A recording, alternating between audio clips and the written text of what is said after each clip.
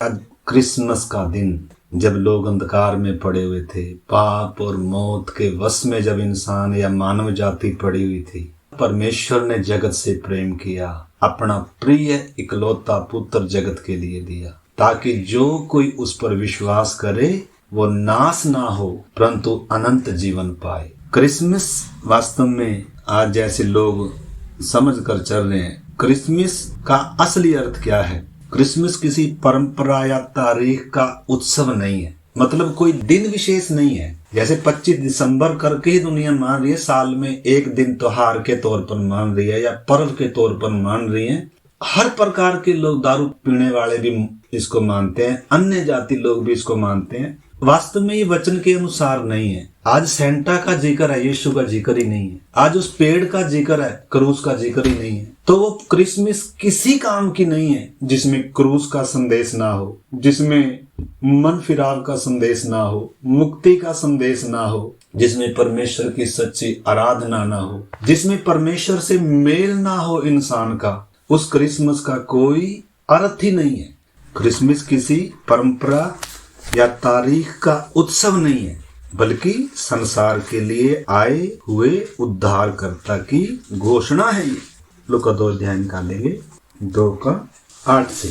और उस देश में कितने गडरिये थे जो रात को मैदान में रहकर अपने झुंड का पहरा देते थे, और प्रभु का एक दूत उनके पास आ खड़ा हुआ, और प्रभु का तेज उनके चारों ओर चमका, और वे बहुत डर गए।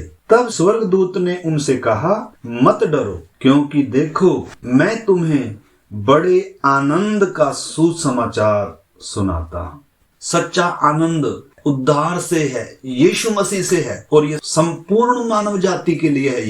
ये आनंद का सुसमाचार कि आज जगत का उद्धार करता दुनिया में आया। और वो दिन 25 दिसंबर तो वैसे भी नहीं था, दिसंबर का महीना भी नहीं था। क्रिसमस कोई परंपरा या तारीख का कोई उत्सव नहीं है, बल्कि उद्धारकर्ता के आने की घोषणा है। ये जब पहली बार स्वर्गदूत उन चरवाहों को जो रात में अपने झुंड की रखवाली कर रहे थे, उनके पास आकर उनको ये सुसमाचार सुनाया कि ये सारे जगत के लिए है। और आगे लिखा है, बड़े आनंद का सुसमाचार सुनाता हूं जो सब लोगों के लिए होगा, कि आज दाऊद के नगर में तुम्हारे लिए एक उद्धारकर्ता जन्मा है, और यही मसीह प्रभु है।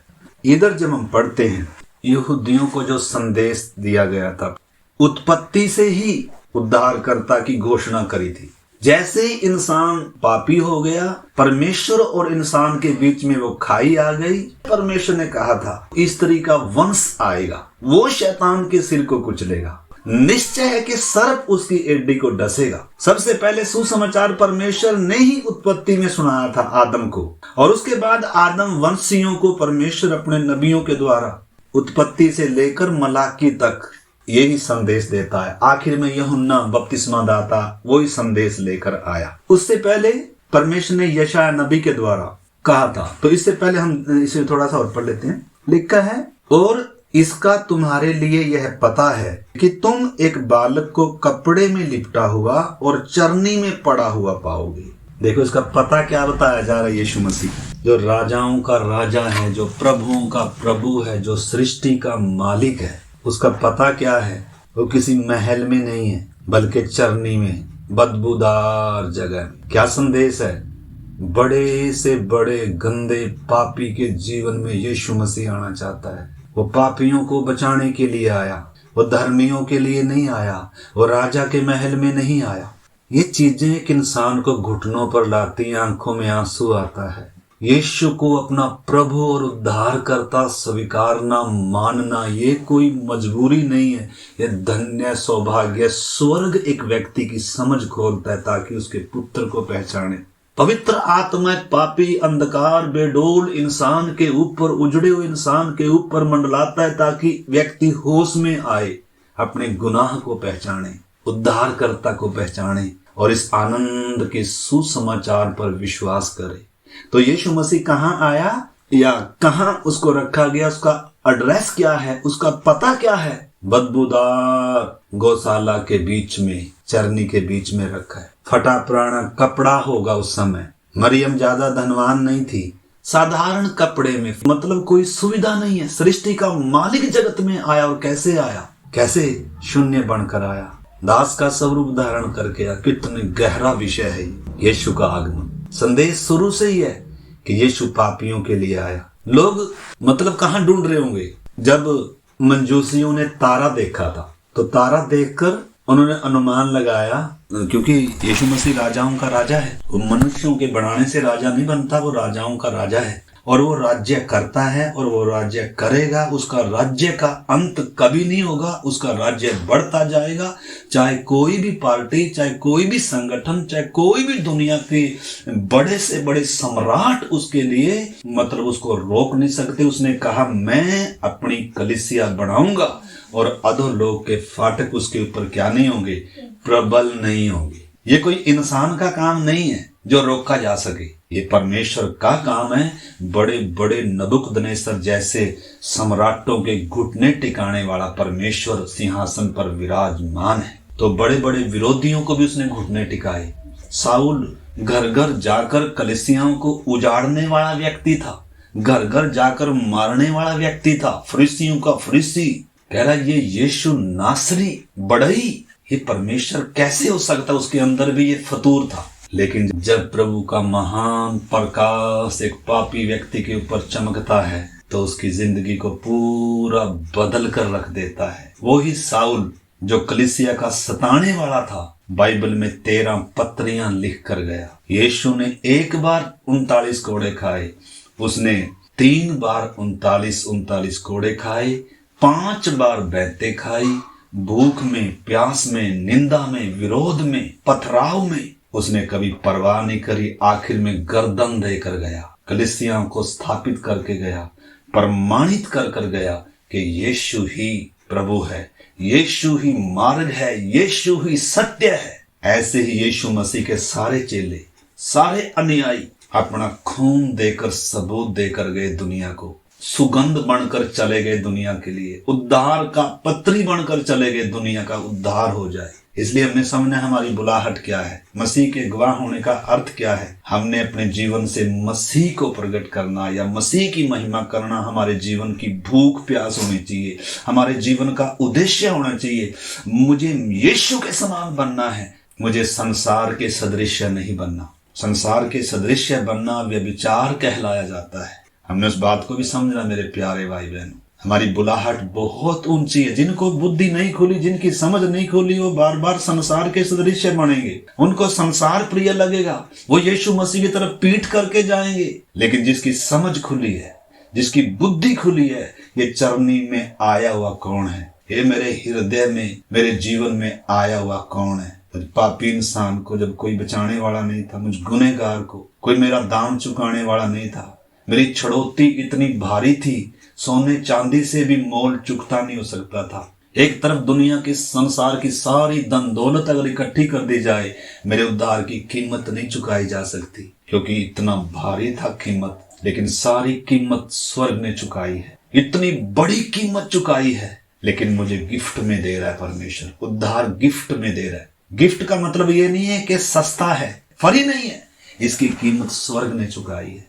और जब एक पापी व्यक्ति को ये एहसास हो जाता है इसकी कीमत कितनी बड़ी और किसने चुकाई है और किसके लिए चुकाई है, उधर से ही एक नई जिंदगी की शुरुआत होती है, उधर से ही मसीह जीवन की शुरुआत। जिनको ये समझ में नहीं आई और उनके लिए मसीह जीवन बोझ है, उनके जीवनों में कभी आज्ञाकारिता नहीं आएगी, क्रूस से आज्ञाकारिता आती है। तो इस बात को हमने समझना है मेरे प्यारे भाई बहन।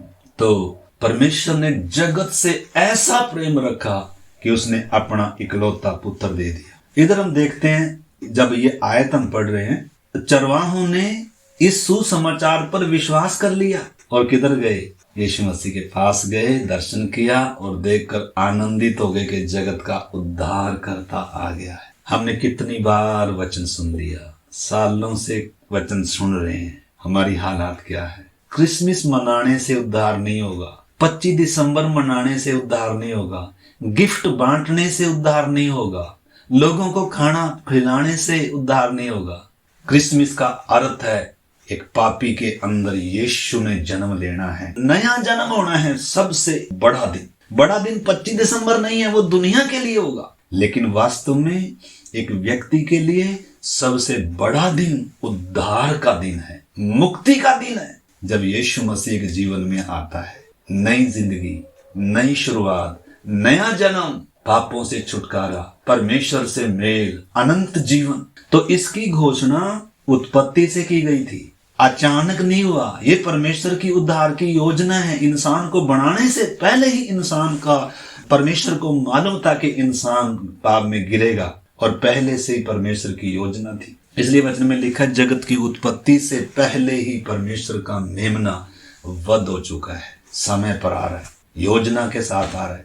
पहले ही बताया था इंसान को, मानव जाति को पहले ही बताया था। आदम को तो सिर्फ ये बताया था स्त्री का वंश आएगा, लेकिन उसके बाद आदम की संतानों को, अब्राहम को चुना पूरी मानव जाति में से, उसको कहा तेरे वंश के द्वारा दुनिया उद्धार आशीष पाएगी। तेरा वंश कैसे आएगा, कहाँ आएगा? याकूब के 12 गोत्र हैं, 12 गोत्रों में से किस गोत्र में आएगा, किस जगह पर आएगा, किस गांव से आएगा, उसके आने से पहले क्या चिन्ह दिया जाएगा, सब कुछ बताया था और लिखकर इंसान के हाथ में भी दिया था। लेकिन तो भी उद्धार का कर्ता सामने खड़ा हुआ है और इंसान की आंखें क्या पड़ी हुई हैं?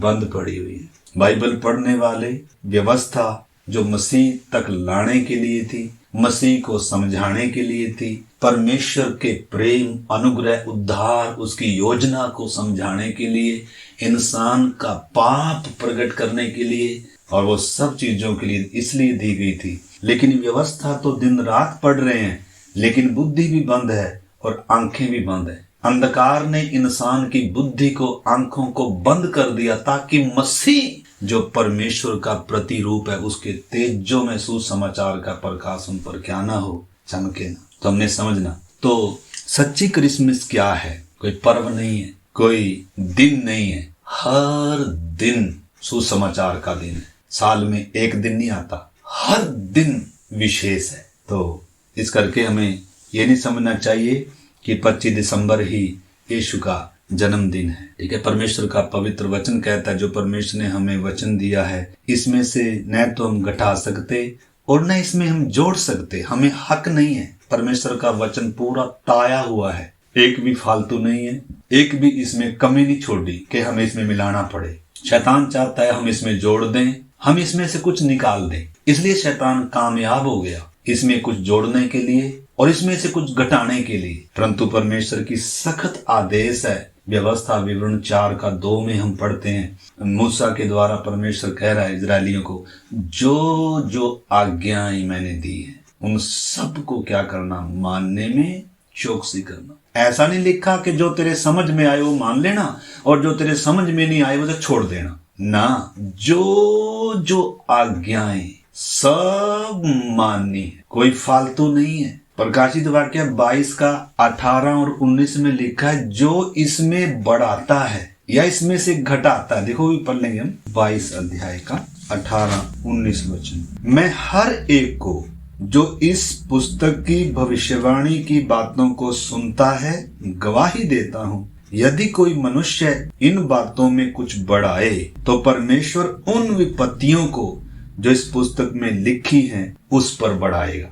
अगर इसमें कुछ बढ़ाएंगे तो 25 दिसंबर कभी यीशु ने मनाया नहीं, यीशु ने इसकी शिक्षा नहीं दी, प्रेरितों ने नहीं मनाया, प्रेरितों ने कभी शिक्षा नहीं दी। 25 दिसंबर को यीशु पैदा नहीं हुआ। लेकिन कैसे देखो दुनिया का ध्यान किधर को हटा दिया गया, कैसे इसमें जोड़ दिया गया, कैसे इसमें मिला दिया गया। सेंटा तो है, यीशु नहीं है।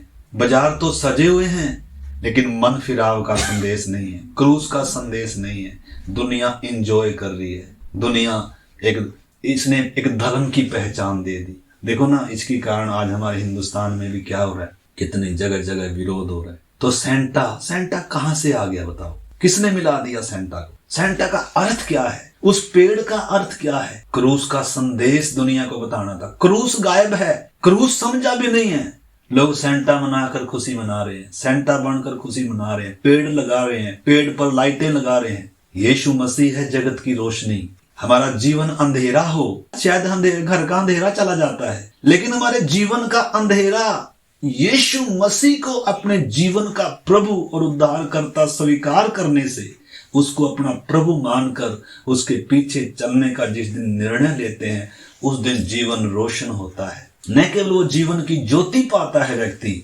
बल्कि प्रभु उसे जगत के लिए ज्योति बनाता है, जगत के लिए रोशनी बनाता है। इसके द्वारा मसीह की सुगंध फैलेगी। देखो परमेश्वर की कितनी गहरी योजना है एक व्यक्ति के लिए। हमने समझना है असली सुसमाचार क्या है, असली क्रिसमस क्या है, मेरी बुलाहट क्या है, मेरे लिए परमेश्वर की योजना क्या है। पाप में जकड़े हुए इंसान को परमेश्वर का पुत्र बचाने के लिए संसार में आया।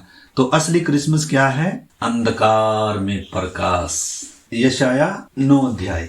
असली क्रिसमस क्या है? क्रिसमस का अर्थ क्या है? हमने देखा ये कोई परंपरा नहीं है जो मनुष्यों की ओर से ठहराई गई हो, कोई रिवाज नहीं है, कोई धार्मिक संस्कृति नहीं है। हर देश की, हर धर्म की अपनी अपनी संस्कृति होती है। ये कोई मसीह जीवन की या मसीहत की संस्कृति नहीं है, बल्कि ये कुछ और ही बन गया आज। तो ये उद्धार की घोषणा थी, और वो 25 दिसंबर नहीं था कि हम एक ही दिन उसको मानेंगे। हर दिन सुसमाचार का दिन है, हर दिन लोगों को बताने का दिन है, हर दिन यीशु को स्वीकार करने का दिन है।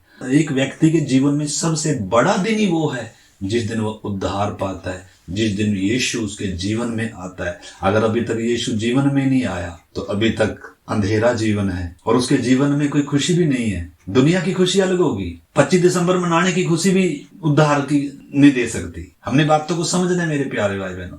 हम ये नहीं कह रहे कि मतलब ठीक है लोग मना रहे हैं, मनाएं, हमारा हक नहीं है हम किसी का न्याय करें, परंतु जो सच्चाई है, जो परमेश्वर का वचन बता रहा है हमें, उसको हमने सबने समझना है। तो हर दिन परमेश्वर की आराधना का दिन है, हर दिन यीशु का प्रचार का दिन है, कोई विशेष एक दिन नहीं है। हाँ, इस दिन में कुछ लोग सोचते हैं कि इसी बहाने हम सुसमाचार सुनाएंगे, ठीक है, लेकिन उसका मतलब ये भी नहीं है फिर हम क्या करें, सेंटा बनाएं या हम क्या करें, हम दुनिया की परंपरा के समान इसको माने। नहीं, तो हमें वचन के दायरों में रहना होगा।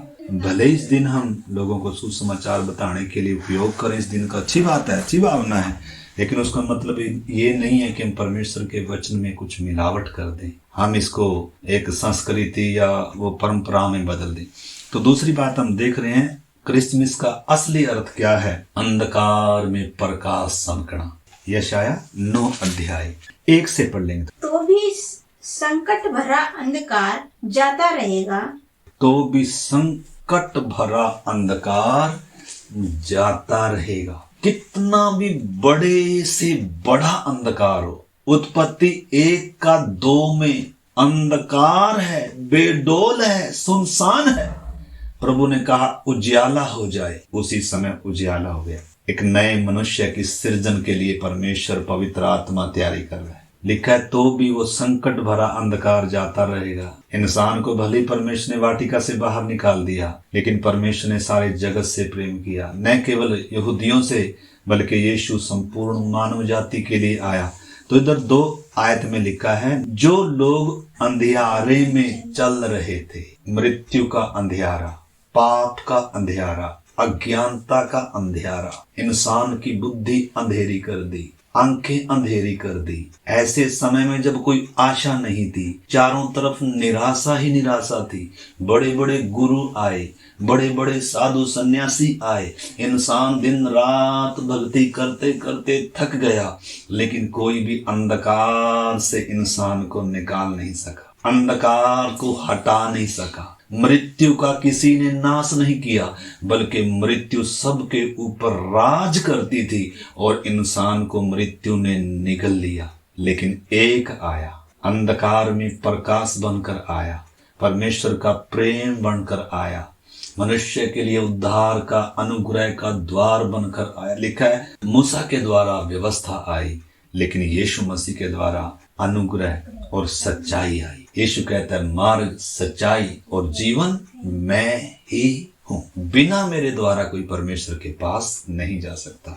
तो इधर हम देखते हैं, जो लोग अंधियारे में चल रहे थे उन्होंने बड़ा उजियाला देखा, और जो लोग घोर अंधकार से भरे हुए मृत्यु के देश में रहते थे उन पर ज्योति चमकी। पूरा संसार अंधकार के वश में था, अज्ञानता के अंधेरे में भटक रहा था इंसान। सब कोई भेड़ों की नाई भटक गया, सब ने अपना अपना मार्ग लिया, लेकिन स्वर्ग का परमेश्वर जिसने कहा था उजियाला हो जाए, और हो गया। वही परमेश्वर मनुष्य बनकर संसार में आ रहा है, रोशनी बनकर आ रहा है, कह रहा है मैं जगत की ज्योति हूँ। जो मेरे पीछे चलेगा, गारंटी है वो कभी भी अंधेरे में नहीं चलेगा, वरन जीवन की क्या पाएगा, ज्योति पाएगा। तो क्रिसमस कोई साल में एक दिन मनाने वाला पर्व नहीं है, त्योहार नहीं है, ये कोई परंपरा नहीं है। हर दिन उद्धार का दिन है मनुष्य के लिए,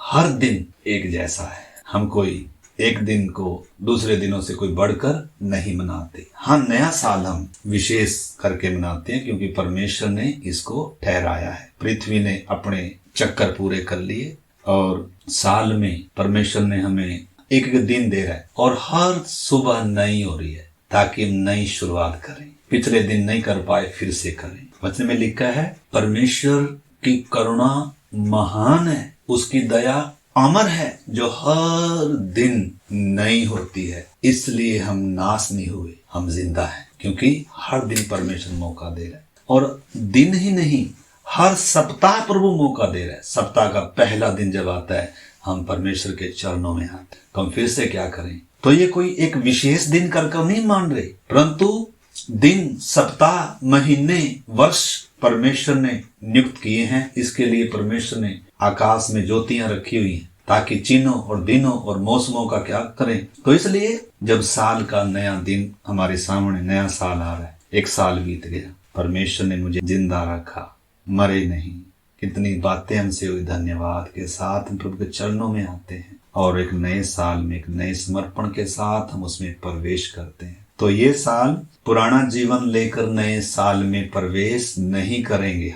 हम सब ने नए साल में नए समर्पण के साथ बीती बातों को छोड़कर अपने पुराने जीवन के वस्त्र को त्याग कर, उतार कर, नए वस्त्र को धारण करके, नए समर्पण को धारण करके, नए मन के साथ, जिन्होंने अभी तक बपतिस्मा नहीं लिया वो भी यीशु मसीह को पहनकर नए साल में प्रवेश करें। शायद ये साल हमें मालूम नहीं है प्रभु कब आएगा, लेकिन संकेत है प्रभु का आगमन बहुत निकट है। उद्धार का द्वार बंद ना हो जाए। और जो लोग घोर अंधकार से भरे हुए मृत्यु के देश में रहते थे, उन पर ज्योति चमकी। यीशु मसीह है वो जगत की ज्योति। जैसे अभी रात है, घोर अंधेरा है, लेकिन सुबह जगत का सूरज उदय होगा, अंधकार जाता रहेगा। हमें अपने घर से झाड़ू लगाने की जरूरत नहीं है अंधेरे को निकालने के लिए। जैसे ही ज्योति प्रकट होती है, अंधकार हट जाता है। तो इधर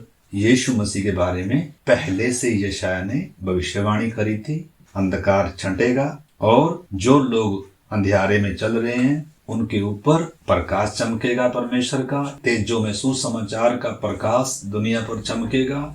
जो लोग मौत के वश में हैं वो छुड़ाए जाएंगे।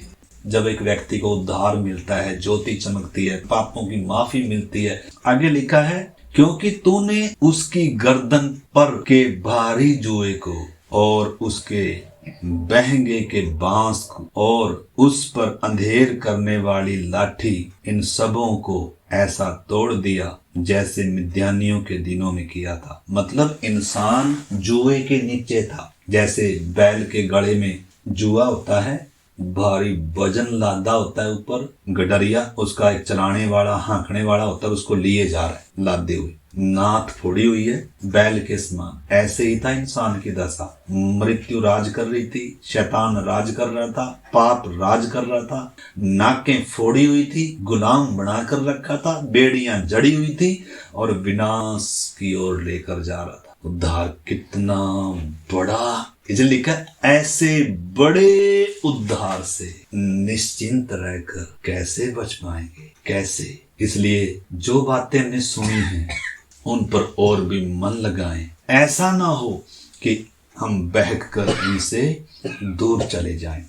मैं खत्म कर रहा हूं बस। 6ठी आयत, क्योंकि हमारे लिए एक बालक उत्पन्न हुआ, हमें एक पुत्र दिया गया और प्रभुता उसके कंधे पर होगी और उसका नाम, देखो उसका नाम क्या है, उसका यीशु नाम ही नहीं है। यीशु नाम थोड़े समय के लिए दिया गया। यीशु नाम का अर्थ है पापों से छुड़ाने वाला। हम सब ने होमवर्क भी है। प्रभु का अर्थ क्या है, यीशु का अर्थ क्या है, मसीह का अर्थ क्या है, गहरे हैं। प्रभु का मतलब बहुत गहरा है, इसलिए लिखा है यदि तो यीशु को प्रभु जानकर अंगीकार करे। क्या जानकर?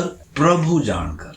तो प्रभु का अर्थ क्या है, मसीह का अर्थ क्या है, यीशु का अर्थ क्या है, गहरे अर्थ है। लिखा है तू निश्चय क्या पाएगा, उद्धार पाएगा। यीशु को प्रभु मानना छोटी बात नहीं है। प्रभु का मतलब स्वामी, मेरा प्रभु, सबसे बढ़कर मेरे जीवन का स्वामी, मेरा उद्धार करता, मुझे बनाने वाला, मेरा रचने वाला, मेरे जीवन में पहले स्थान के योग्य है। मेरे जीवन में वो आदर के, आराधना के, धन्यवाद के योग्य है।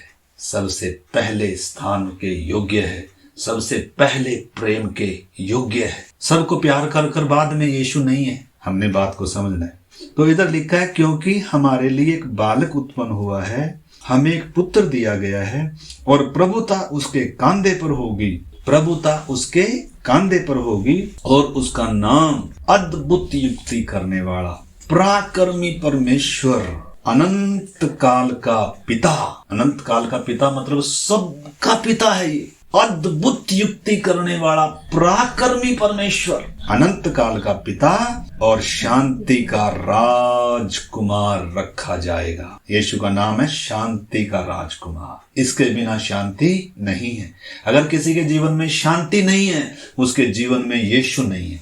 यीशु के बिना शांति नहीं है। धन से शांति नहीं आएगी, नौकरी से शांति नहीं आएगी, शादी से, ब्याह से, पार्टियों से, संबंधों से, दुनिया से शांति नहीं आएगी। वो आनंद उनमें नहीं है, वो शांति उनमें नहीं है। इंसान अशांत रहेगा। 4 दिन आएगा मजा, बस शादी का हो या और किसी भी संबंधों का हो, 4 दिन की चांदनी, फिर अंधेरी रात आएगी। क्योंकि यीशु का स्थान दुनिया की कोई चीज ले नहीं सकती। इंसान के उस खाली जगह को कोई दुनिया की ताकत भर नहीं सकती है। वो आनंद जो परमेश्वर में है, दुनिया उस आनंद को दे नहीं सकती है। किसी संबंध में वो आनंद नहीं है, किसी धन दौलत में वो आनंद नहीं है, किसी अमेरिका, अफ्रीका या कहीं दूसरे विदेशों में जाने से भी वो आनंद नहीं है। वो परमेश्वर की उपस्थिति में है, वो उद्धार में है, वो पापों की माफी में है, वो परमेश्वर से मेल करने में वो आनंद है। इधर लिखा है अनंत काल का पिता और शांति का राजकुमार रखा जाएगा। उसकी प्रभुता सर्वदा बढ़ती रहेगी और उसकी शांति का कभी अंत नहीं होगा। इसलिए वह उसको दाऊद की राजगद्दी पर इस समय से लेकर सर्वदा के लिए न्याय और धर्म के साथ स्थिर किए और संभाले रहेगा। सेनाओं के यहोवा की धुन के द्वारा यह हो जाएगा। अभी 1000 साल का राज्य प्रभु इसी धरती पर दाऊद के सिंहासन पर बैठकर राज करेगा। वाचा बांधी थी दाऊद से, तेरे वंश में सदा एक राज करेगा और उसके राज्य का कभी अंत नहीं होगा। अभी उसने मौत को हरा दिया, शैतान को हरा दिया, संसार को हरा दिया। राजाओं का राजा जय के साथ गया है स्वर्ग में, ललकार के साथ फिर से आएगा, अपनी दुल्हन को ले जाएगा और उसके बाद 7 साल के बाद फिर पूरी दुनिया के देखते देखते इसी धरती पर आकर राज्य स्थापित करेगा और उसके राज्य में हर घुटना टिकेगा, हर जीभ मानेगी, हर कोई झुकेगा। दुनिया में उस समय किसी ईश्वर का कोई नाम नहीं होगा, हल्ला गुल्ला नहीं होगा जिस जैसे आज हो रहा है। प्रभु सिंहासन पर विराजमान है, प्रभु होने दे रहा है। इसमें भी कुछ बहुत सारी बातें हैं। तो हम आइए, हम उस समर्पण के साथ इन दिनों उस नए साल में प्रवेश करेंगे, उस पवित्र मेज में हम शामिल होंगे। इसलिए 2-3 दिन जो बाकी हैं, 3-4 दिन और हम तैयारी के साथ हम तैयार हो जाएंगे। प्रार्थना। प्रभु इस पवित्र वचन के लिए आपका धन्यवाद, उस पवित्र मेज के लिए आपका धन्यवाद, उस पवित्र संगति सहभागिता के लिए धन्यवाद। आपको अच्छा लगा उस मेज में आपने हमें शामिल किया। प्रभु जी, हमें खाने को पिता ने